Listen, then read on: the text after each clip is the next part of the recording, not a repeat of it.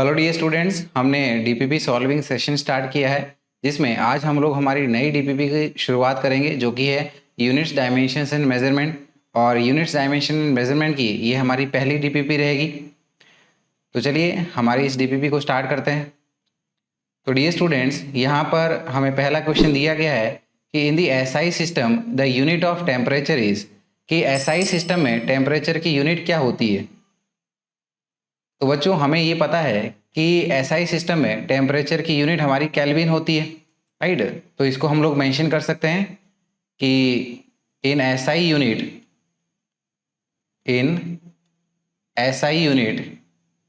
The unit of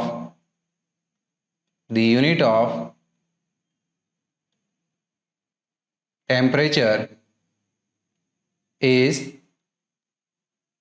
kelvin. तो बच्चों यहाँ पर इस ऑप्शन को हम लोग हमारे ऑप्शन बी में देख सकते हैं, दैट इज केल्विन। तो सही आंसर हो गया हमारा ऑप्शन बी। चलिए अगले सवाल पे आते हैं हम लोग। तो अगला सवाल देखिएगा, हमारा अगला सवाल दिया गया है कि which amongst the following is not equal to what. तो यहाँ पर नीचे दिए गए ऑप्शंस में से किसकी यूनिट वॉट के बराबर नहीं होगी, ये पूछा गया है। तो बच्चों सबसे पहले हमें पता होना चाहिए कि वॉट किसकी ऐसा यूनिट है, यानी कि ये कौन सी फिजिकल क्वांटिटी है जिसकी यूनिट हमारी वॉट होती है। तो हमें पता है कि वॉट जो ये यूनिट है ये पावर की यूनिट होती है।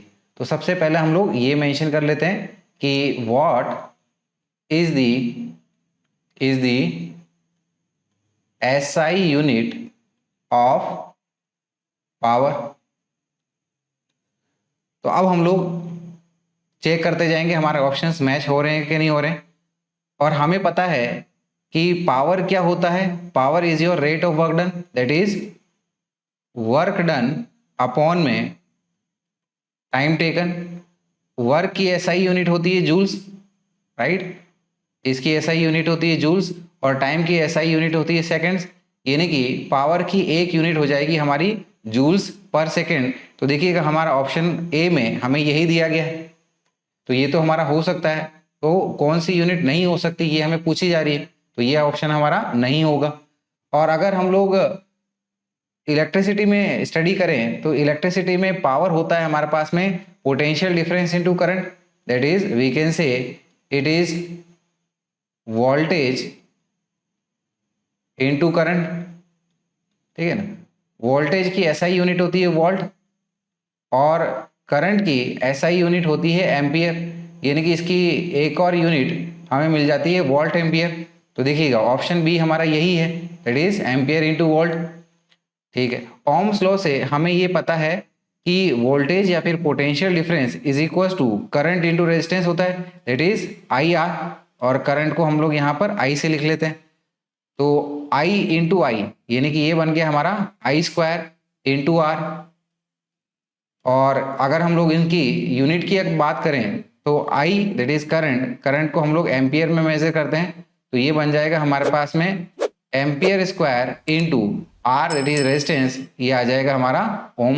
यानी कि पावर की हमारी एक और यूनिट एम्पियर स्क्वायर इंटू ओम हो सकता है। तो ऑप्शन सी हमें यही दिख रहा है, राइट। तो ए बी और सी ये तो हमारी पावर की यानी कि वॉट की ये सारी यूनिट है, तो यही एक ऑप्शन बच रहा है जो कि पॉसिबल नहीं है। तो सही आंसर हो गया हमारा option D, that is ampere per volt. चलिए अगले क्वेश्चन पे आ जाते हैं। फिर अगला क्वेश्चन दिया गया है कि joule into second is the unit of, joule into second ये किसकी यूनिट है ये पूछी जा रही है। तो डियर स्टूडेंट्स यहाँ पर ऑप्शन के अकॉर्डिंगली चलते हैं और उनकी यूनिट्स बनाते हुए चलते हैं। तो सबसे पहले हमें किसकी बात की जा रही है यहाँ पर, एनर्जी की। और जैसे कि हमें पता है कि एनर्जी की एसआई यूनिट होती है joules, this is joules, right. तो यानी कि ये तो हमारा नहीं हो सकता है। अब हम लोग हमारे अगले ऑप्शन को चेक करते हैं, दैट इज मोमेंटम या फिर लीनियर मोमेंटम। तो linear momentum, right, linear momentum इसको हम लोग P से डिनोट करते हैं और ये होता है हमारा मास इनटू वेलोसिटी। मास की यूनिट एसआई में केजी होती है और वेलोसिटी या फिर स्पीड की एसआई यूनिट होती है मीटर पर सेकंड। तो ये भी हमारा ऑप्शन के साथ मैच नहीं कर रहा है। चलिए आगे बढ़ते हैं, फिर हम लोग हमारा एंगुलर मोमेंटम की बात करते हैं। Option C, that is angular momentum. Angular momentum, इसके लिए फॉर्मूला होता है हमारे पास में mass into linear momentum. So this is mass into linear momentum, that is velocity into resistance. और एंगुलर मोमेंटम, ठीक है ना, अगर हम लोग हमारा रोटेशन चैप्टर स्टडी करते हैं तो वहां पर हमें पता चलता है कि एंगुलर मोमेंटम का चेंज जो होता है, राइट, इसको हम लोग हमारे एंगुलर इंपल्स से भी डिनोट करते हैं, that is given by torque into very small change in time, that is dt, right. यानी कि हम लोग इसके लिए कह सकते हैं it is delta L is equal to torque tau into dt। Torque tau is given by force into lever arm या फिर दिस डिस्टेंस आर, और ये हमारा dt यहाँ पर मल्टीप्लाई है।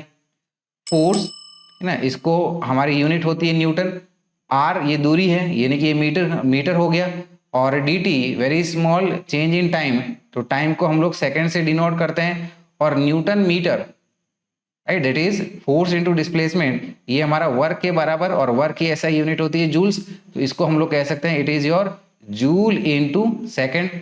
और यही तो हमें पूछा जा रहा था, यानी कि सही आंसर हो गया हमारा ऑप्शन सी। तो चलिए डियर स्टूडेंट्स, एक बार हमारे आखिरी ऑप्शन को भी चेक कर लेते हैं। तो यहाँ पर आखिरी ऑप्शन दिया गया हमें पावर, और पावर जैसे कि हमें पता है it is given by work done upon time taken, it is work done upon में टाइम टेकन, और वर्क की एसआई यूनिट होती है जूल, दिस इज जूल, और टाइम की एसआई यूनिट होती है सेकंड, यानी कि इसकी यूनिट हो जाएगी जूल्स पर सेकंड। तो सही आंसर तो हमें हमारा ऑप्शन बी सी मिल चुका है। चलिए फिर आगे बढ़ते हैं अगले सवाल में। अगला सवाल देखिएगा, दिया गया है कि which amongst the following pairs has the same units. यहाँ पर ऑप्शन में हमें दो फिजिकल क्वांटिटीज के पेयर दिए गए हैं, और पूछा गया है इनमें से कौन सा ऐसा पेयर होगा जिनके यूनिट सेम होंगे। ठीक है, तो चलिए एक एक ऑप्शन को चेक करते हुए चलते हैं। सबसे पहला दिया गया हमें वेवलेंथ एंड रिडबर्ग कांस्टेंट। चलिए इसकी बात कर लेते हैं। सबसे पहले वेवलेंथ, तो एक प्रकार की वेवलेंथ क्या होता है, एक वेव की टोटल लेंथ, तो बेसिकली है तो ये एक लेंथ ही, तो इसकी यूनिट क्या हो जाएगी हमारी एसआई यूनिट में मीटर हो जाएगी।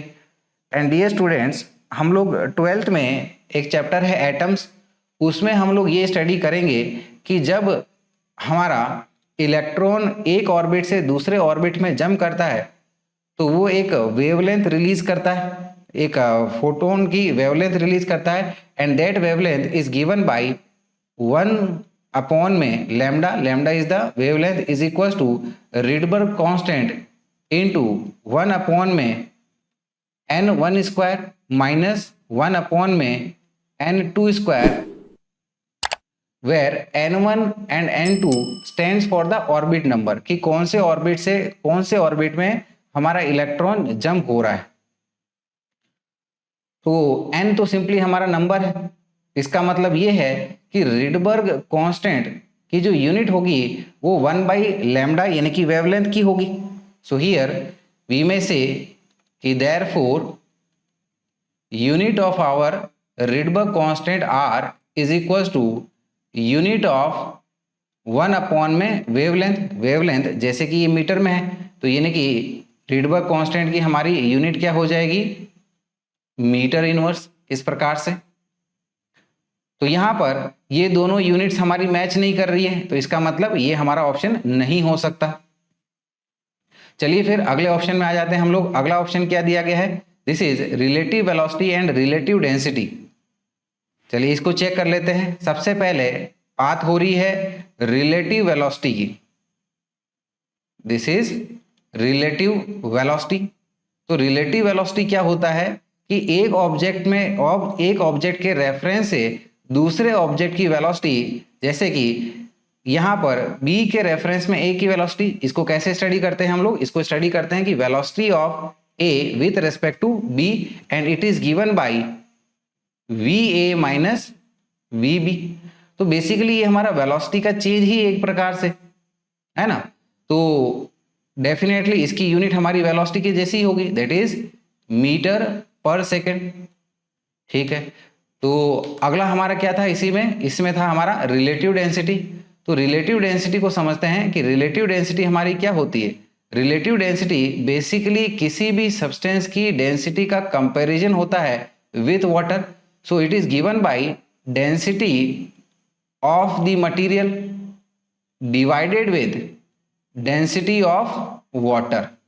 सो it is density of material upon density of water. और इसमें भी हम लोग अगर बहुत ज़्यादा स्पेसिफिक हों तो ये density of water at 4 degree Celsius होती है। तो क्योंकि ऊपर में भी हमारी डेंसिटी की बात हो रही है, नीचे में भी डेंसिटी की बात हो रही है, इसीलिए ये हमारा क्या हो जाएगा, यूनिट लेस क्वांटिटी हो जाएगी।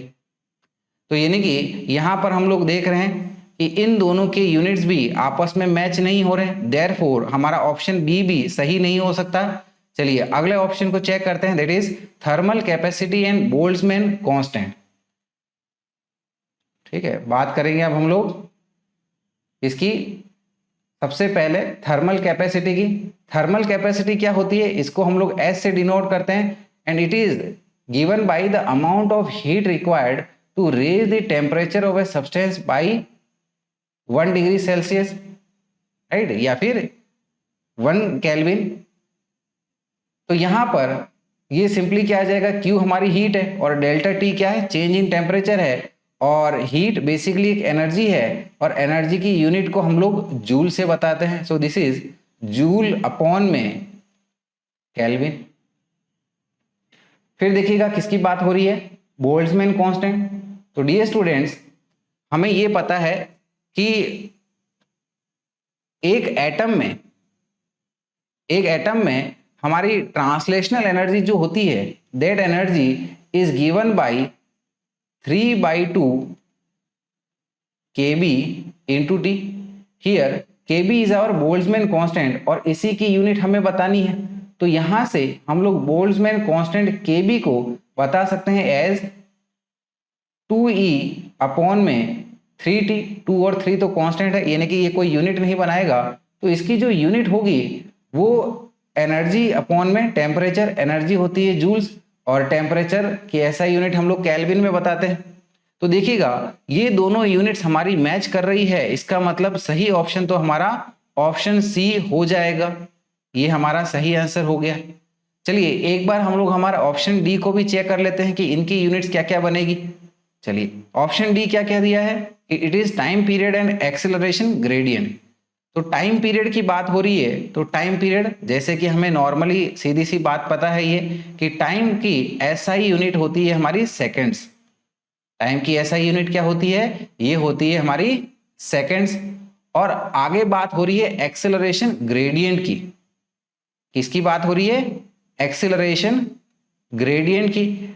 ग्रेडियंट का मतलब होता है लेंथ के साथ फिजिकल क्वांटिटी का चेंज या डिस्टेंस के साथ फिजिकल क्वांटिटी का चेंज। तो एक्सेलरेशन ग्रेडियंट यानी कि डिस्टेंस के साथ में एक्सेलरेशन का change, that is acceleration divided by length. Acceleration की एसआई यूनिट होती है metre per second square divided with metre. ये मीटर से मीटर हमारा कट गया, तो इसकी एसआई यूनिट क्या आ जाएगी, पर सेकंड स्क्वायर। तो ऑब्वियसली दोनों की यूनिट मैच नहीं हो रही है और हमें पता भी था कि ये ऑप्शन डी नहीं हो सकता, क्योंकि सही आंसर हमें ऑप्शन सी मिल चुका है। तो आई होप यहां पर सारा कंसेप्ट आपको समझ में आ गया होगा। चलिए फिर आगे बढ़ते हैं हमारे अगले सवाल पे, which is our question number 5। Question number 5 में हमें दिया गया है कि density of liquid in CGS system is 0.625 gram per centimetre cube. कि किसी लिक्विड की डेंसिटी सीजीएस सिस्टम में 0.625 ग्राम पर सेंटीमीटर क्यूब है। So what is its magnitude in SI system. तो इसका मैग्नीट्यूड एसआई सिस्टम में कितना होगा ये पूछा जा रहा है। चलिए देखते हैं इसको।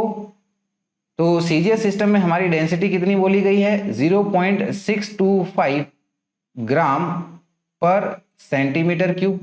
और वहीं अगर एसआई सिस्टम की बात होगी तो हमारा मास ग्राम की जगह किलोग्राम में और लेंथ सेंटीमीटर की जगह मीटर में हम लोग मेजर करते हैं। ठीक है, तो इनका सीधा सीधा आप कन्वर्जन कर लेंगे हम लोग, तो 0.625 को तो ऐसे के ऐसे ही रहने देंगे, और 1 ग्राम इन टर्म्स ऑफ किलोग्राम्स क्या हो जाएगा, इट इज 10⁻³ किलोग्राम्स, या फिर इट इज 1/1000 किलोग्राम। और सेंटीमीटर की बात हो रही है तो 1 सेंटीमीटर में 10⁻² मीटर होती है, और ये power -3 as it is, so it will become 0.625 into ये 10⁻³ और 10⁻² इंटू पावर -3, तो ये -2 इंटू -3 यानी कि इसकी पावर बन जाएगी 10⁻+6, और यूनिट क्या आ जाएगी, केजी पर मीटर क्यूब। ये आ गया हमारे पास में केजी पर मीटर क्यूब। इस प्रकार से 10⁻³ इंटू 10⁻+6 सिंपली हमें 10⁻+3 दे देगा, तो इसको हम लोग लिख लेंगे एज 0.625 इंटू 10⁻³ किलोग्राम्स पर मीटर क्यूब। चलिए इस 10⁻³ को 0.625 के साथ मल्टीप्लाई कर देते हैं, तो ये बन जाएगा हमारे पास में 625 किलोग्राम पर मीटर क्यूब। तो ये हमें हमारे ऑप्शन डी में देखने को मिल रहा है, तो सही आंसर हो गया हमारा ऑप्शन डी, दैट इज 625।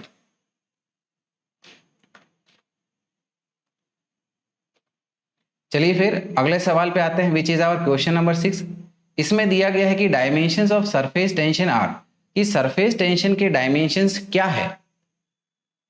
तो डायमेंशंस अगर हमें निकालने हैं तो सबसे पहले हमें इसका फॉर्मूला पता होना चाहिए। तो देखिए सरफेस टेंशन का फॉर्मूला क्या होता है, सरफेस टेंशन जिसको हम लोग टी से या फिर एस से डिनोट करते हैं, it is given by force divided by length, this is force divided with length.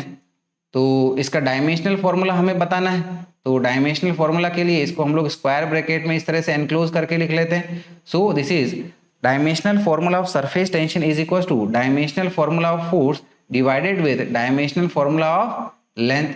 और जैसे कि हमें पता है फोर्स का डायमेंशनल फॉर्मूला होता है हमारे पास में mLT-2 डिवाइडेड विद लेंथ का dimensional formula that is L। तो ये L से L चला जाएगा और फाइनली हमारे पास इसका डायमेंशनल फॉर्मूला क्या आ जाएगा, MT-2, इस प्रकार से, जो कि हमारा ऑप्शन सी में हमें देखने को मिल रहा है, राइट। तो चलिए फिर अगले सवाल पे आ जाते हैं। अगला सवाल देखिएगा, दिया गया है कि the dimensions of impulse are equal to that of, कि इंपल्स के डायमेंशंस किसके बराबर है। तो डियर स्टूडेंट्स हमें पता है कि impulse is given bye integration of force into very small change in that is dt, that is integration of f dt। चलिए इसको एक बार मेंशन कर लेते हैं। इंपल्स जिसको हम लोग I से डिनोट करते हैं, it is given bye integration of f dt, या फिर इसको हम लोग चेंज इन मोमेंटम से भी बताते हैं, right, that is it is equal to change in linear momentum, change in linear momentum. तो क्योंकि यहां पर लीनियर मोमेंटम के चेंज की बात हो रही है, और लीनियर मोमेंटम के चेंज का जो डायमेंशन है वो भी ऑब्वियसली हमारे लीनियर मोमेंटम के बराबर ही होगा, तो डेफिनेटली हमारा आंसर आ जाएगा option B which is linear momentum. चलिए अगले सवाल पे आ जाते हैं फिर हम लोग। अगला सवाल है हमारा क्वेश्चन नंबर 8। क्वेश्चन नंबर 8 देखिएगा, क्या दिया गया है कि which of the following does not possess the same dimensions as that of pressure.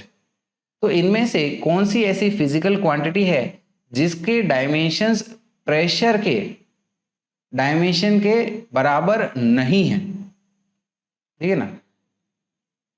देखिएगा हमें क्या बताना है कि वो फिजिकल क्वांटिटी जिसके डायमेंशंस प्रेशर के डायमेंशंस के बराबर नहीं है, ठीक है। तो सबसे पहले हमारे प्रेशर का डायमेंशंस की बात कर लेते हैं। तो याद रखिएगा कि प्रेशर क्या होता है, फोर्स पर यूनिट एरिया। तो इसका डायमेंशनल फॉर्मूला हो जाएगा dimensional formula of force divided with dimensional formula of area, इस प्रकार से। और फोर्स का डायमेंशनल फॉर्मूला होता है mLT-2 डिवाइडेड विद एरिया का dimensional formula that is L square. तो ये हमारे पास में आ जाएगा, दिस इज ये m एज इट इज, और L डिवाइडेड विद L की पावर 2, तो ऊपर जाके सिंपली क्या बन जाएगा, L की पावर -1 और ये T की पावर -2। तो प्रेशर का डायमेंशनल फॉर्मूला होता है हमारे पास में m L-1 T-2। अब एक एक का डायमेंशनल फॉर्मूला चेक करते हुए चलेंगे। सबसे पहले आते हैं हम लोग स्ट्रेस के डायमेंशनल फॉर्मूला पे। तो डियर स्टूडेंट्स, स्ट्रेस होता है हमारे पास में फोर्स अपॉन एरिया। क्या होता है, फोर्स अपॉन में एरिया।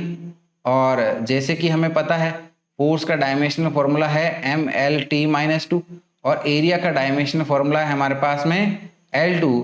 तो ऑब्वियसली इसका डायमेंशनल फॉर्मूला भी हमारा प्रेशर के जैसे ही है।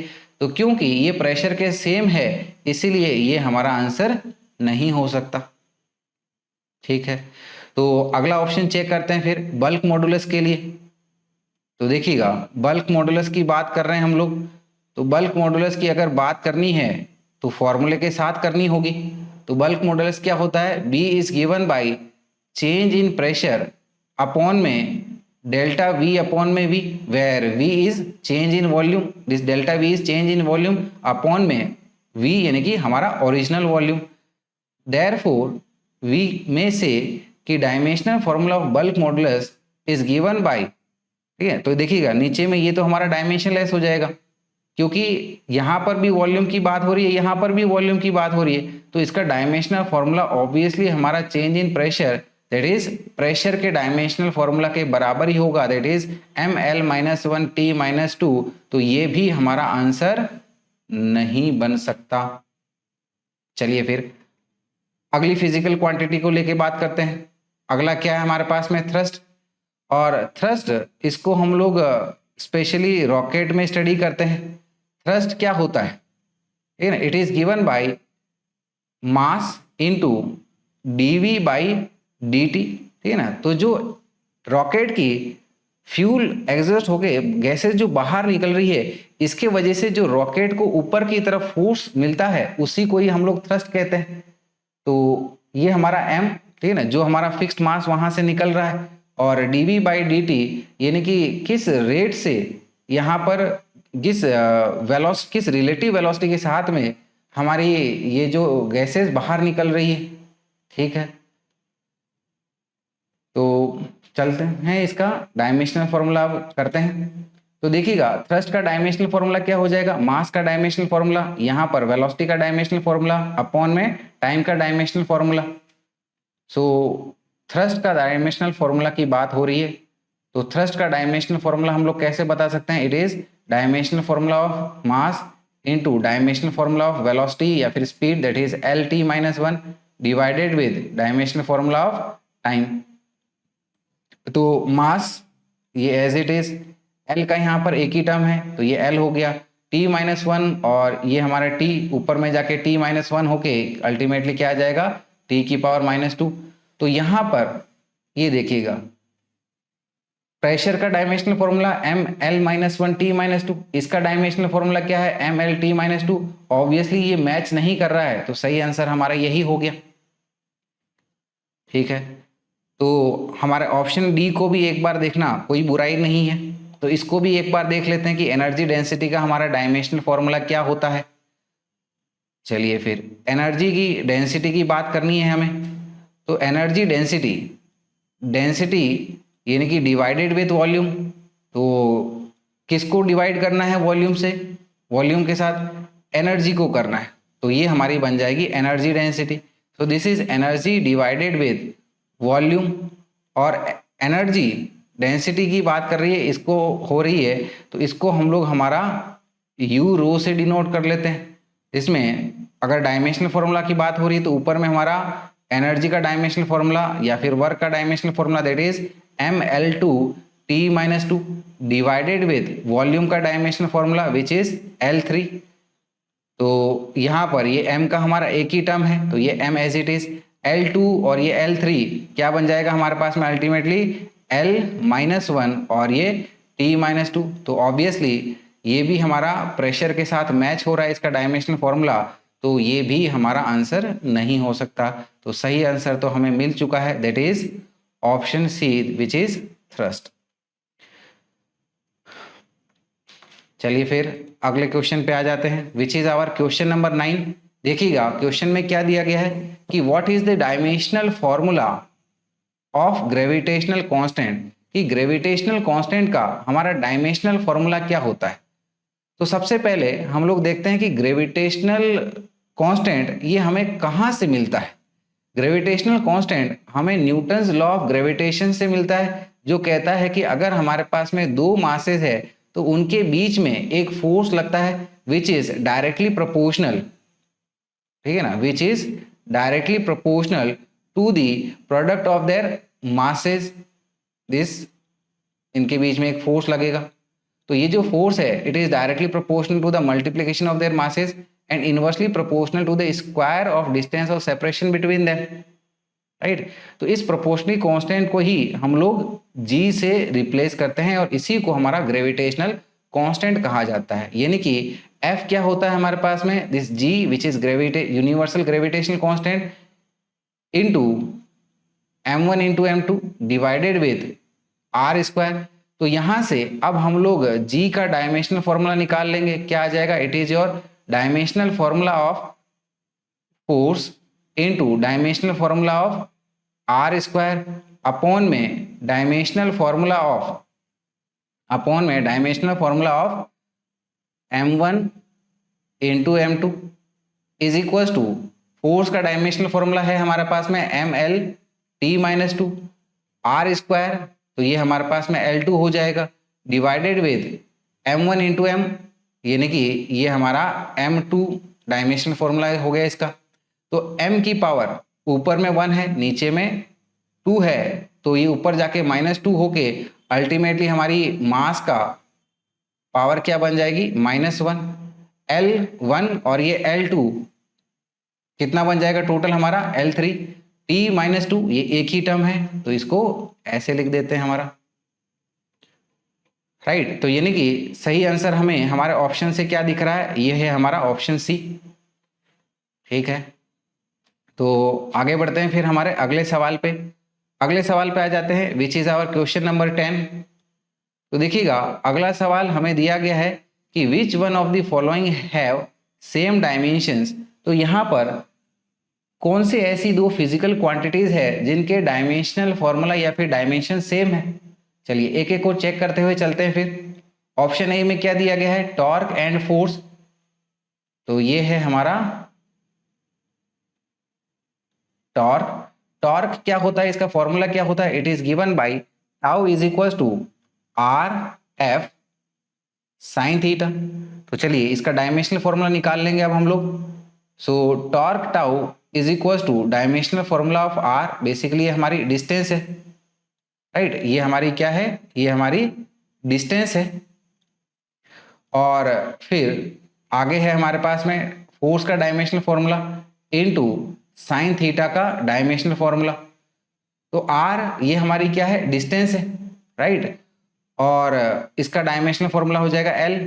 फोर्स का डायमेंशनल फॉर्मूला mL-T-2 और साइन थीटा डायमेंशन लेस है, यानी कि इसको हम लोग 1 से डिनोट कर सकते हैं। यानी कि अल्टीमेटली हमारे पास में डायमेंशनल फॉर्मूला टॉर्क का क्या आ जाएगा, mL-T-2, ये इस प्रकार आ गया। और यही सेम डायमेंशनल फॉर्मूला हमारा वर्क या फिर एनर्जी का भी होता है। फिर फोर्स की बात करेंगे हम लोग। फोर्स का डायमेंशनल फॉर्मूला डायरेक्टली बता सकते हैं हम लोग, ये चीज याद रहनी चाहिए आपको, दिस इज mL-T-2। तो क्या दोनों के डायमेंशनल फॉर्मूला मैच हो रहे हैं, नहीं हो रहे हैं, तो यानी कि ये हमारा ऑप्शन नहीं हो सकता। चलिए फिर अगले ऑप्शन को चेक करते हैं, which is potential energy and force. तो पोटेंशियल एनर्जी और फोर्स के डायमेंशनल फॉर्मूले की बात हो रही है। तो पोटेंशियल एनर्जी लेट अस से हम लोग ग्रेविटेशनल पोटेंशियल एनर्जी को ले लेते हैं, जो कि क्या होता है mgh। तो इसका डायमेंशनल फॉर्मूला हो जाएगा dimensional formula of mass into dimensional formula of acceleration due to gravity into dimensional formula of height. तो मास का डायमेंशनल फॉर्मूला ये capital M, acceleration is L T minus two, और height length है यानी कि ये डायमेंशनल फॉर्मूला एल हो गया। So it will be, total क्या बन जाएगा हमारे पास में, this is M L two T minus two बन गया। तो ये हमारी पोटेंशियल एनर्जी का डायमेंशनल फॉर्मूला आ गया। फिर अगला क्या है हमारा फोर्स। तो फोर्स तो जैसे हमें पता है it is given by M L T minus two. क्या दोनों के डायमेंशनल फॉर्मूला सेम दिख रहे हैं आपको? बिल्कुल नहीं, तो यानी कि ये भी हमारा ऑप्शन नहीं हो सकता है। तो अगला ऑप्शन चेक करना पड़ेगा। अगला ऑप्शन चेक करते हैं टॉर्क एंड पोटेंशियल एनर्जी के लिए। तो देखिएगा torque tau is given bye, right, तो टॉर्क और वर्क और एनर्जी का डायमेंशनल फॉर्मूला सेम होता है, और इसको हमने यहाँ पर निकाल लिया था। क्या है हमारे पास में, M L two T minus two. तो इसी को यहाँ पर मेंशन कर लेते हैं, क्या है हमारे पास में, M L two T minus two. और फिर क्या है पोटेंशियल एनर्जी। तो पोटेंशियल एनर्जी का डायमेंशनल फॉर्मूला हमने यहाँ पर निकाला था, क्या है हमारे पास में, M L two T minus two. तो दोनों के डायमेंशनल फॉर्मूला सेम दिख रहे हैं, यानी कि ये हमारा आंसर हो जाएगा। चलिए फिर आखिरी ऑप्शन को भी चेक कर लेते हैं ताकि हमारे कंसेप्ट और मजबूत हो जाएं। तो Planck's constant and linear momentum के डायमेंशनल फॉर्मूला चेक कर लेते हैं, लेकिन हमें पता है सही आंसर हमारा ऑप्शन सी हमें मिल गया। तो चलिए इसको भी कंटिन्यू करके थोड़े और कंसेप्ट सीख लेते हैं इस क्वेश्चन से। तो यहाँ पर प्लैंक्स कांस्टेंट की बात हो रही है, तो हमें पता है कि एक फोटोन में जो एनर्जी होती है is given bye h into Planck's constant. h हमारा कांस्टेंट है, ठीक है ना, और इसी को ही हम लोग प्लैंक्स कांस्टेंट कहते हैं, राइट। तो यहां से इस h का डायमेंशनल फॉर्मूला हम लोग बता सकते हैं। So dimensional formula of h is equal to dimensional formula of E upon में dimensional formula of this frequency न्यू। तो एनर्जी का dimensional formula M L two T minus two, और नीचे में क्या दिया गया है, frequency. Frequency is your one upon में टाइम पीरियड, यानी कि इसका डायमेंशनल फॉर्मूला बन गया हमारे पास में टी माइनस वन। तो अल्टीमेटली इसका डायमेंशनल फॉर्मूला क्या आ जाएगा, M L two T minus one, ये इस प्रकार से। फिर इसी में क्या है हमारा लीनियर मोमेंटम का डायमेंशनल फॉर्मूला पूछा गया है। तो ये आ जाएगा हमारे पास में linear momentum is given by mass into velocity. तो मास का dimensional formula capital M, velocity is L T minus one. तो क्या बन गया ये हमारा M L T minus one, इस प्रकार से। तो देखिएगा यहाँ पर डायमेंशनल फॉर्मूला इनके मैच नहीं हो रहे हैं, और वैसे हमें ऑप्शन हमारा सी मिल चुका है। तो अच्छी बात है ये, और अगले सवाल पे आ जाते हैं फिर हम लोग। अगला सवाल हमें दिया गया है कि the force F on a sphere of radius a moving in a medium with velocity v is given by f is equal to 6 pi eta a v. तो बोला गया है कि एक स्फीयर है जिसका रेडियस a है और वो एक मीडियम में मूव कर रहा है v वेलोसिटी से। तो इसके ऊपर जो फोर्स लगेगा, this force is given by 6 pi eta a v, right. So the dimensions of eta are, तो ईटा के हमारे डायमेंशंस क्या होंगे ये हमसे पूछा गया है। तो basically eta is our coefficient of viscosity. इसको हम लोग हमारे फ्लूइड मैकेनिक्स के चैप्टर में पढ़ते हैं, और डायमेंशंस के अकॉर्डिंग हमें उसको सॉल्व करना है। तो सारा फॉर्मूला हमें दिया गया है, तो कोई सॉल्व डायमेंशनली इसको सॉल्व करने में कोई दिक्कत नहीं आनी चाहिए। तो देखिएगा फॉर्मूला हमें दिया गया है, it is 6 pi eta a v. तो यहां पर हम लोग कह सकते हैं कि dimensional formula of this eta, right, 6 पाई तो हमारा कांस्टेंट है, तो यानी कि ये डायमेंशन लेस है। तो सिंपली ईटा का डायमेंशनल फॉर्मूला क्या आ जाएगा, this is force divided by, यहाँ पर ए वी कर लीजिएगा। तो ये आ जाएगा हमारे पास में dimensional formula of force divided by dimensional formula of a, that is radius of the sphere into speed of the sphere, is equal to force का dimensional formula is M L T minus two upon में a radius एक प्रकार की length है, तो इसका dimensional formula हो गया हमारा एल के बराबर, राइट, इनटू वेलोसिटी या फिर स्पीड का डायमेंशनल फॉर्मूला होता है एल टी माइनस वन। इसको पूरे को आसानी से आप सॉल्व कर सकते हैं। तो इसका डायमेंशनल फॉर्मूला आ जाएगा ml-1 t-1 इस प्रकार से। तो सही आंसर हमारा बन गया है option D which is ml-1 t-1।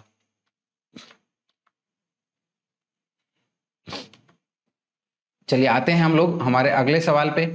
सवाल क्या दिया गया है? सवाल दिया गया है कि the dimensional representation of specific resistance in terms of charge Q is, कि स्पेसिफिक रेजिस्टेंस का dimensional representation in terms of charge क्या होगा, ये हमसे पूछा जा रहा है। तो देखिएगा स्पेसिफिक रेजिस्टेंस कहां से देखने को मिलता है? रेजिस्टेंस के फॉर्मूले से। रेजिस्टेंस का फॉर्मूला क्या होता है? It is resistance R is equal to specific resistance या फिर resistivity into length of the conductor upon में cross sectional area of the conductor.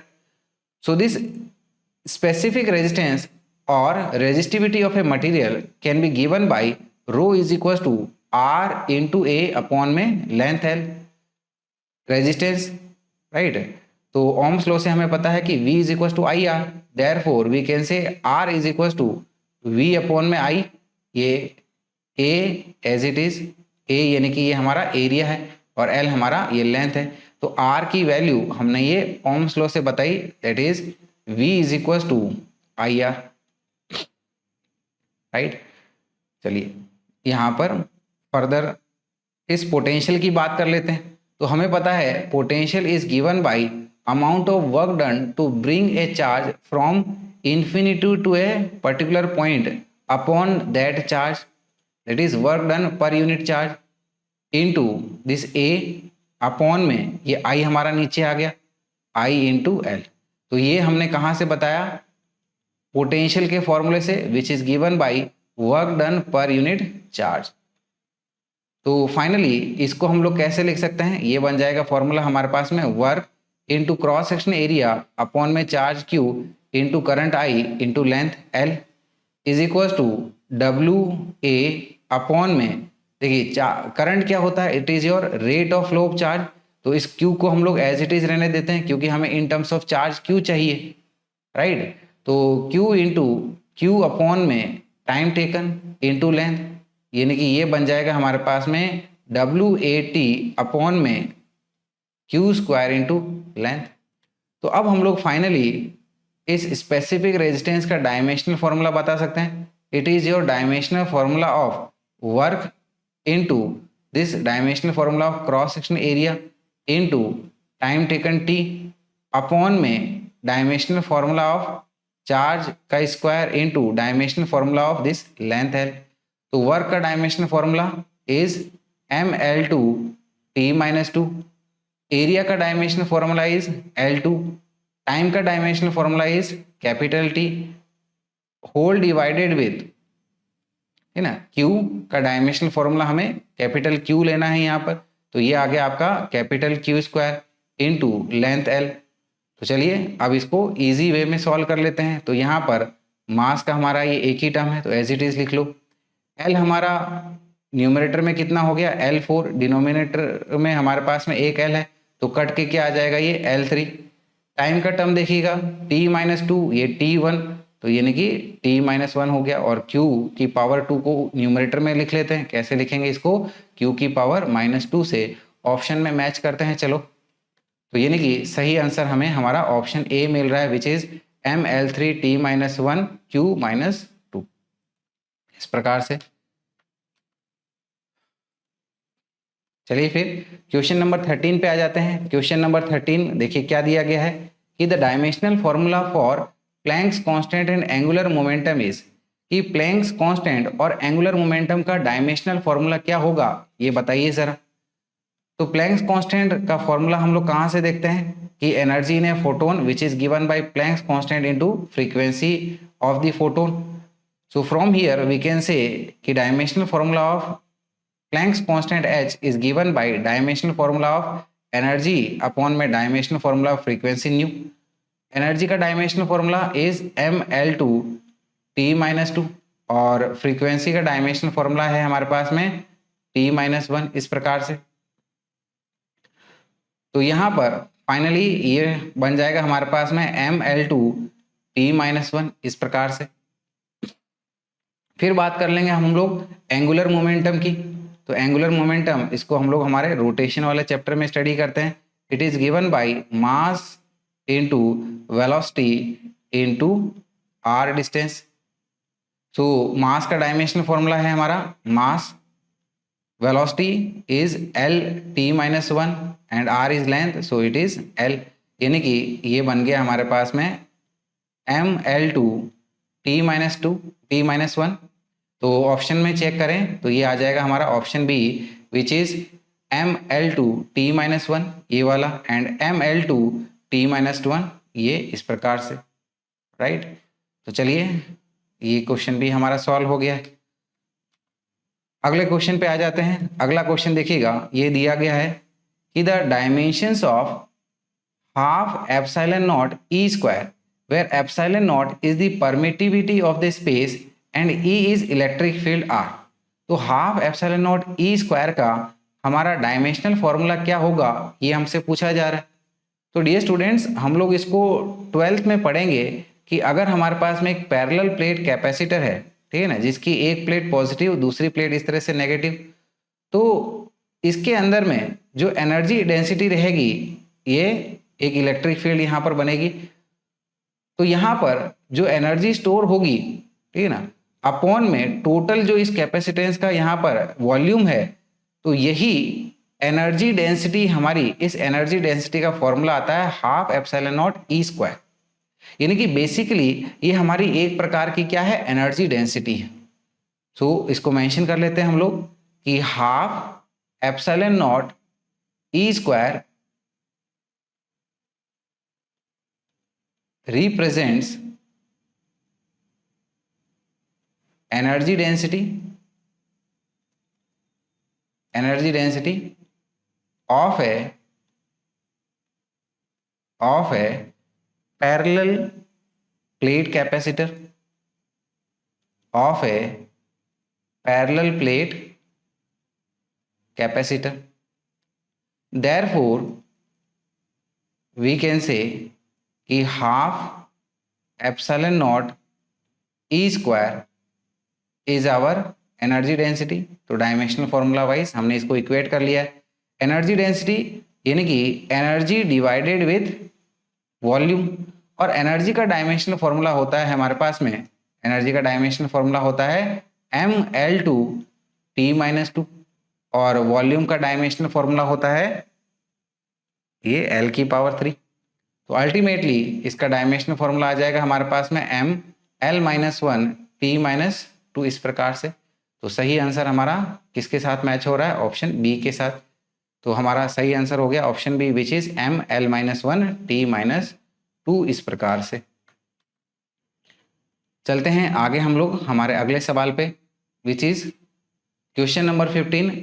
सवाल दिया गया है कि the units of length, velocity and force are doubled, कि length, velocity और फोर्स की यूनिट्स को डबल कर दी गई है। बढ़िया। So which of the following is the correct change in the other units. तो यहां पर ऑप्शन के अकॉर्डिंगली हमें पूछा जा रहा है कि यहां पर किसका सही चेंज है, ऐसा ऑप्शन के अकॉर्डिंगली बताइएगा।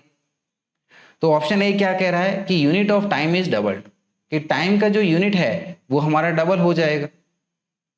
ठीक है, तो देखते हैं इसको कि जैसे कि हमें पता है कि वेलोसिटी क्या होती है, velocity is your basically rate of distance covered, distance हमारी डिस्प्लेसमेंट, ठीक है ना, डिस्प्लेसमेंट एक प्रकार से हमारी लेंथ ही है। सो this is length divided with time. तो यहां से टाइम क्या बोल सकते हैं हम लोग, टाइम आ जाएगा हमारे पास में, टाइम इज लेंथ अपॉन में वेलोसिटी। तो ये हमारा डायरेक्टली प्रोपोर्शनल है लेंथ और वेलोसिटी के साथ में। तो यहां पर लेंथ भी डबल करी गई है, वेलोसिटी भी डबल करी गई है, तो बेसिकली हमारा टाइम जो रहेगा वो अनचेंज रहेगा, क्योंकि अगर लेंथ डबल हो गई, वेलोसिटी डबल हो गई है, तो अल्टीमेटली टाइम तो वही रहने वाला है। So here we can say कि टाइम विल रिमेन सेम और कांस्टेंट। तो टाइम तो सेम रहने वाला है। इसमें क्या बोला गया है, unit of time is double, नहीं, गलत हो गया ये चीज। फिर unit of mass is doubled, यानी कि मास की यूनिट को लेके बात कर लेंगे। तो देखिएगा फोर्स का फॉर्मूला हमें पता है is given by mass into acceleration. क्या है? Mass into acceleration. ठीक है, और एक्सेलरेशन क्या होता है? एक्सेलरेशन होता है हमारे पास में rate of change of velocity, that is velocity divided with time, इस प्रकार से। तो यहां से हम लोग मास को बता सकते हैं कि हम लोग कह सकते हैं कि मास इज इक्वल टू क्या हो जाएगा? फोर्स इनटू टाइम अपॉन में वेलोसिटी। ठीक है, तो यहां पर टाइम तो जैसे हमने पढ़ लिया कि ये हमारा सेम रहेगा, so we can say this will remain same, इसमें तो कोई चेंज नहीं आएगा। यानी कि मास हमारा फोर्स के डायरेक्टली प्रोपोर्शनल और वेलोसिटी के इनवर्सली प्रोपोर्शनल, क्योंकि फोर्स भी डबल हो रहा है, वेलोसिटी भी डबल हो रही है, तो यहां पर मास हमारा क्या रहेगा? कांस्टेंट रहेगा, यानी कि ये भी सेम रहेगा, इसमें भी कोई किसी प्रकार का चेंज नहीं आएगा। तो ऑब्वियसली मास इज डबल्ड, ये गलत स्टेटमेंट हो गया। ठीक है, आगे बात करेंगे unit of momentum is doubled, कि जो मोमेंटम का यूनिट है वो हमारा डबल हो जाएगा। ठीक है, तो इसके बारे में बात कर लेंगे हम लोग। मोमेंटम क्या होता है? लीनियर मोमेंटम क्या होता है? लीनियर मोमेंटम, जिसको हम लोग P से डिनोट करते हैं, is given by mass into velocity. This is mass into velocity. तो जैसे कि हमने स्टडी किया कि मास हमारा सेम रहता है, राइट, तो ये सीधा सीधा वेलोसिटी के डायरेक्टली प्रोपोर्शनल है, और वेलोसिटी हमारी डबल हो रही है, तो यानी कि हमारा मोमेंटम क्या हो जाएगा? ऑब्वियसली ये भी हमारा डबल हो जाएगा, so we can say it will become double. सही बात है। तो स्टेटमेंट हमारा क्या कह रहा है? ये भी कह रहा है कि unit of momentum is double, तो एकदम सही बात है। तो सही आंसर तो इसको होना ही है। तो क्यों ना हमारा ऑप्शन डी को भी एक बार चेक कर लिया जाए। ये क्या कह रहा है कि unit of energy is double, कोई बात नहीं, चेक हो जाएगा ये भी। तो एनर्जी क्या होता है हमारे पास में? Energy is your amount of work done. बिल्कुल सही बात है सर। तो वर्क क्या होता है? वर्क होता है हमारे पास में फोर्स इनटू डिस्प्लेसमेंट। डिस्प्लेसमेंट एक प्रकार की लेंथ है, तो it is directly proportional to force and length. Force double हो रही है, लेंथ डबल हो रही है, यानी कि ऑब्वियसली ये हमारा 2 इंटू 2 यानी कि 4 टाइम्स हो जाएगा। तो एनर्जी हमारी डबल हो रही है, राइट, तो यहाँ पर सॉरी 4 टाइम्स हो रही है और हमें यहाँ पर डबल बोला गया है, तो ये तो हमारा सही आंसर नहीं होगा, और सही आंसर हमारा क्या है? ऑप्शन सी है। तो सही आंसर हमें मिल गया है। तो अगले सवाल की तरफ बढ़ लेते हैं फिर हम लोग। अगला सवाल दिया गया है कि given that y is equal to a cos t upon में p minus Q X, where t represents time and x represents distance, which amongst the following statements is or are true? कि y की जो equation है वो इस प्रकार से है। क्या है? It is a cos t upon में p minus Q x. t यहाँ पर टाइम को रिप्रेजेंट कर रहा है, x डिस्टेंस को रिप्रेजेंट कर रहा है। तो हमारे नीचे दिए गए स्टेटमेंट्स में से कौन सा स्टेटमेंट या फिर स्टेटमेंट्स सही हो सकते हैं, ये हमें पूछा जा रहा है। ठीक है, तो देखिएगा पहले ऑप्शन को स्टडी कर लेते हैं। क्या कह रहा है कि the unit of X is same as that of Q, कि जो एक्स की यूनिट है वो हमारे क्यू के यूनिट के बराबर होगी। तो देखिएगा यहाँ पर ये कॉस कुल मिला के ये पूरा हमारा थीटा है, ठीक है ना। और प्रिंसिपल ऑफ होमोजेनिटी से हमें पता है कि हम लोग सिर्फ और सिर्फ सिमिलर फिजिकल क्वांटिटीज को ही आपस में ऐड या फिर सब्ट्रैक्ट कर सकते हैं, यानी कि ये कुल मिला के इसको हम लोग हमारा थीटा 1 बोल सकते हैं और इसको हमारा थीटा 2 बोल सकते हैं, और थीटा 2 डायमेंशनलेस है। ठीक है, सही बात है। यानी कि यहाँ पर थीटा 2 जिसको हम लोग क्यू एक्स बोल रहे हैं, तो ये बेसिकली हमारा डायमेंशनलेस है। यानी कि कहा जा सकता है कि dimension of Q into x is 1 और डायमेंशनलेस। यानी कि जो हमारा x का डायमेंशन होगा या फिर x की जो यूनिट होगी वो किसके बराबर हो जाएगी, ये आ जाएगी हमारे 1 में q के यूनिट के बराबर या फिर q इनवर्स की यूनिट के बराबर। यहां पर तो बोला गया है कि x की यूनिट q के बराबर ही होनी चाहिए, यानी कि ये तो हमारी गलत बात हो गई, गलत आंसर हो गया, तो ये हमारा सही नहीं हो सकता। The unit of x is same as that of p, बिल्कुल भी नहीं, ठीक है ना, ये हमारा q इनवर्स के बराबर है, तो ये भी गलत हो गया। फिर the unit of time t is same as that of q, कि टाइम की जो यूनिट है वो हमारे q के बराबर होनी चाहिए, ठीक है। तो टाइम को लेके अगर बात करें तो देखिएगा t अपॉन में p ये हमारा डायमेंशन लेस होना चाहिए, तो यहां से हम लोग कह सकते हैं कि t अपॉन में p बेसिकली हमारा ये डायमेंशन लेस है। So here we can say कि dimensional formula of time t is equal to dimensional formula of t, तो ये तो q के बराबर कह रहा है, तो ये गलत हो गया। और आखिरी ऑप्शन क्या कह रहा है कि the unit of t is same as that of p, बिल्कुल सही बात है, यानी कि सही ऑप्शन, सही आंसर हम लोग इस ऑप्शन को चूज कर लेंगे, which is our option D.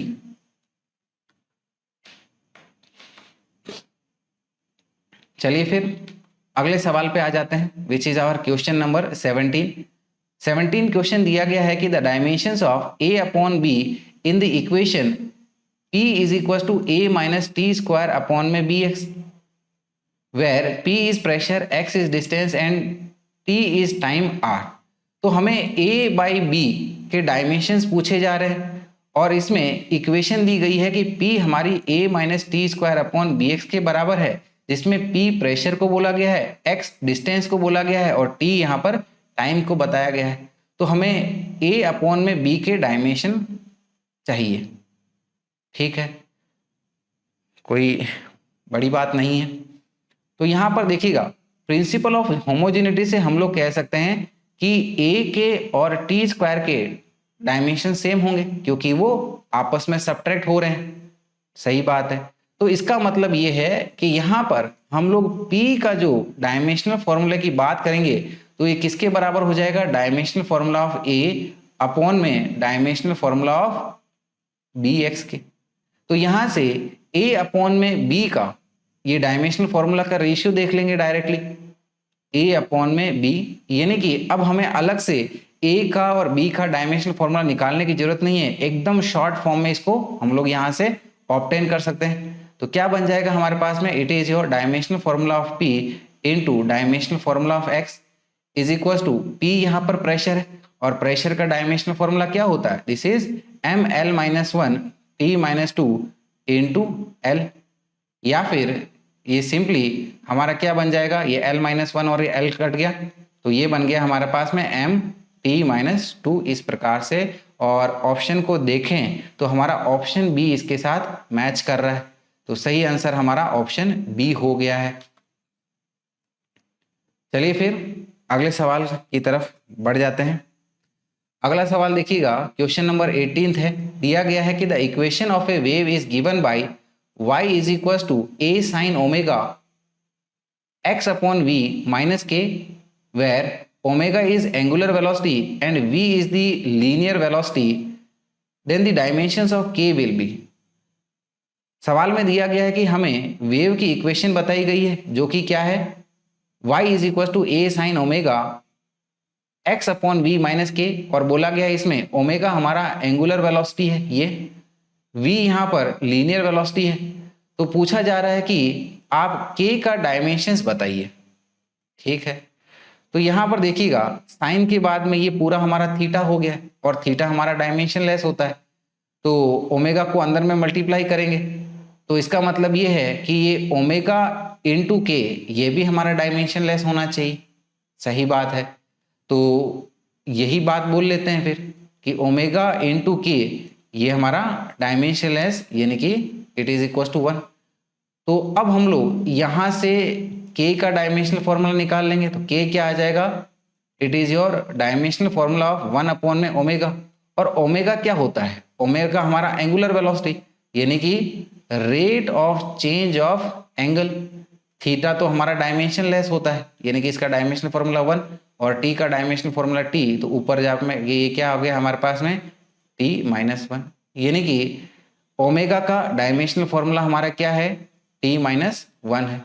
So we can से ये बन गया हमारे पास में 1 में T-1, और ये ऊपर जाके क्या बन जाएगा हमारा T के बराबर, इस तरह से। तो ऑप्शन में चेक करें तो ये हमारा ऑप्शन ये सी के साथ मैच कर रहा है, यानी कि ऑप्शन सी टी ये हमारा सही आंसर बन गया है। चलते हैं फिर अगले सवाल पे। अगला सवाल देखते हैं, सवाल पढ़ते हैं। क्या दिया गया है कि if muscle times speed equals power, कि अगर हम लोग मसल को स्पीड के साथ मल्टीप्लाई करते हैं तो इससे हमें पावर मिलता है। ठीक है, तो ये मसल इनटू स्पीड ये हमारा पावर का फॉर्मूला हो गया एक प्रकार से। Then what is the ratio of the SI unit and the CGS unit of muscle. तो बताइए कि मसल का हमारा, ठीक है ना, मसल के हमारा एसआई यूनिट और सीजीएस यूनिट का रेशियो क्या होगा। ठीक है, बहुत अच्छा सवाल है। तो देखिए किस तरह से एग्जामिनर ने इसको घुमा फिरा के बनाया है सवाल को। कंडीशन क्या दे रखी है हमें कि muscle into speed is equal to power होता है। तो हमें मसल को लेके बात करनी है, तो मसल क्या हो जाएगा, muscle is power upon speed. और पावर क्या होता है, rate of work done. So this is work done upon में टाइम टेकन, अपॉन में ये स्पीड हो गया हमारा। अब इनकी सबसे पहले एसआई यूनिट की बात कर लेते हैं।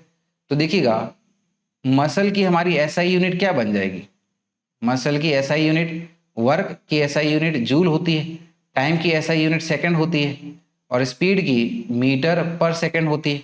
तो यहाँ पर ये सेकंड से सेकंड को उड़ा दीजिएगा, यानी कि ये यूनिट हमारी सिंप्लीफाई होके क्या बन जाएगी, जूल पर मीटर। और जूल क्या होता है, joule is given by kg metre square per second square divided with this metre m.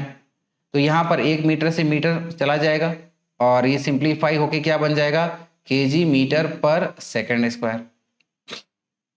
तो ये हमारी मसल की एसआई यूनिट आ गई है। तो अब इसकी सीजीएस यूनिट को भी बात कर लेंगे हम लोग। तो सीजीएस यूनिट क्या हो जाएगा, ऑब्वियसली किलोग्राम की जगह ग्राम बन जाएगा। ठीक है, मीटर की जगह हमारा सेंटीमीटर बन जाएगा, और सेकंड तो सेकंड ही रहता है, इस प्रकार से। तो क्योंकि हमें यहाँ पर रेशियो पूछा गया है तो क्यों ना इसको हम लोग वापस एसआई में कन्वर्ट कर लेते हैं यहाँ पर। यानी कि ग्राम को कैसे लिख सकते हैं हम लोग, इट इज 10⁻³ किलोग्राम, इस तरीके से। Centimetre in terms of metre is 10⁻² metre. ठीक है, और ये सेकंड⁻², एज इट इज।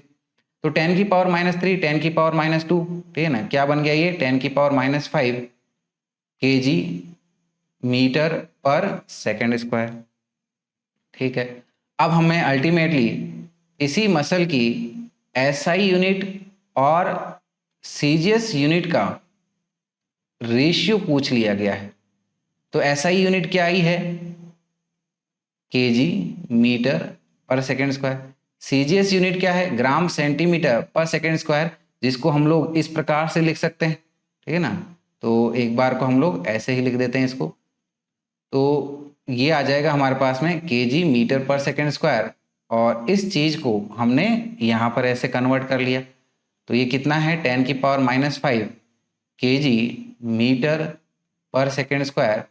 तो यहाँ पर ये ऑब्वियसली पूरा यूनिट कट जाएगा, और ये 10⁻5 ऊपर जाके क्या बन जाएगा हमारा 10⁻+5। तो सही आंसर हमें हमारे ऑप्शन ए में साफ साफ दिख रहा है।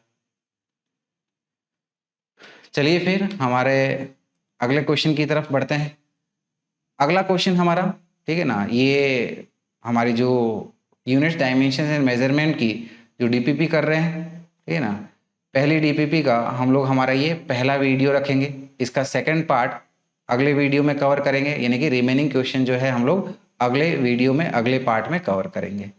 ठीक है, तो क्वेश्चन 20th देख लेते हैं। सवाल दिया गया है कि if P represents radiation pressure, C represents speed of light and Q represents radiation energy striking a unit area per second, यानी कि एक प्रकार से ये इंटेंसिटी हो गई. Then for what values of non-zero integers x, y and z, p to the power x, q to the power y, c to the power z is dimensionless. ठीक है, सवाल अच्छे से समझिएगा. बोला गया कि अगर P हमारा रेडिएशन प्रेशर, एक प्रकार से प्रेशर को डिनोट कर रहा है, C हमारी स्पीड ऑफ लाइट यानी कि एक प्रकार से स्पीड को रिप्रेजेंट कर रहा है, Q हमारा radiation energy striking a unit area पर सेकेंड यानी कि ये एनर्जी डिवाइडेड विथ एरिया पर टाइम या सेकेंड को रिप्रेजेंट कर रहा है. तो पूछा गया है कि हमारे पास में x, y और z की क्या वैल्यूज होनी चाहिए ताकि p की पावर x, q की पावर y और c की पावर z एक डायमेंशनलेस क्वांटिटी बने. ठीक है, अच्छी बात है. तो सवाल करना शुरू करते हैं. तो देखिएगा, अगर ये हमारी डायमेंशनलेस क्वांटिटी है तो इसका डायमेंशनल फॉर्मूला यानी कि dimensional formula of p to the power x, dimensional formula of q to the power y and dimensional formula of c to the power z basically हमारा क्या है, डायमेंशनलेस है. इसी को एक्सपांड कर लेते हैं. P हमारा प्रेशर बोला गया और प्रेशर क्या होता है, फोर्स अपॉन में एरिया, इसकी पावर x. फिर Q हमारा क्या है, एक प्रकार से इंटेंसिटी है. इंटेंसिटी दिया गया है ये energy per unit area per unit time, इसकी power y into speed of light c, इसकी power z is equal to ये 1 बन गया. चलिए, फोर्स का डायमेंशनल फॉर्मूला क्या होता है, mL(T-2) होता है, अपॉन में एरिया का डायमेंशनल फॉर्मूला हमारा ये L2 की पावर ये x हो गई, into energy is mL2(T-2) divided with area हमारा L2 टाइम T और इसकी पावर ये y है. c स्पीड है, that is dimensional formula L(T-1), ये z हो गया, इज इक्वल टू डायमेंशनलेस 1 हो गया. चलिए इस टर्म को पहले सॉल्व कर लेते हैं. ये क्या बन जाएगा हमारे पास में, mL-1 T-2 की पावर x. फिर यहाँ पर इस टर्म को सॉल्व कर लेते हैं तो इसका डायमेंशनल फॉर्मूला क्या आ जाएगा, ये L2 से L2 कट जाएगा, तो क्या बच रहा है m इंटू टी की पावर -3, इसकी पावर y. फिर ये हमारा as it is, that is L(T-1) की power z is equal to ये 1 हो गया. तो यहाँ पर m की पावर क्या बन जाएगी, यहाँ पर ये बन गई m की पावर x, इधर से यहाँ से m की पावर y यानी कि इन टोटल क्या बन गई, m की पावर x प्लस y. फिर इसी तरह से हमारे l की पावर क्या बन जाएगी, l की पावर यहाँ से हमारी आ गई -x, इधर में कोई l का टर्म है और नहीं है, और इधर क्या आ जाएगी ये l की पावर प्लस z.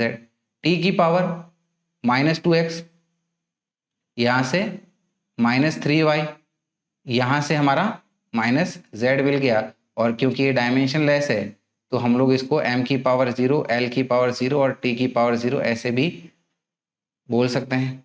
अब हमारी, ठीक है ना, दोनों साइड की सिमिलर क्वांटिटीज की पावर को इक्वेट कर सकते हैं. यानी कि पहली इक्वेशन क्या बन जाएगी, x plus Y is equal to 0, दूसरी equation -2 plus z is equal to 0, तीसरी इक्वेशन, ठीक है, देखिए माइनस साइन इसको हटा सकते हैं, क्या हो जाएगा ये 2x plus 3y plus z is equal to 0. चलिए यही करते हैं हम लोग कि ये इक्वेशन हमारी बन जाएगी x plus Y is equal to 0, दूसरी क्या बन गई हमारी -x plus z is equal to 0, और तीसरी क्या बन जाएगी अब 2x plus 3y plus z is equal to 0.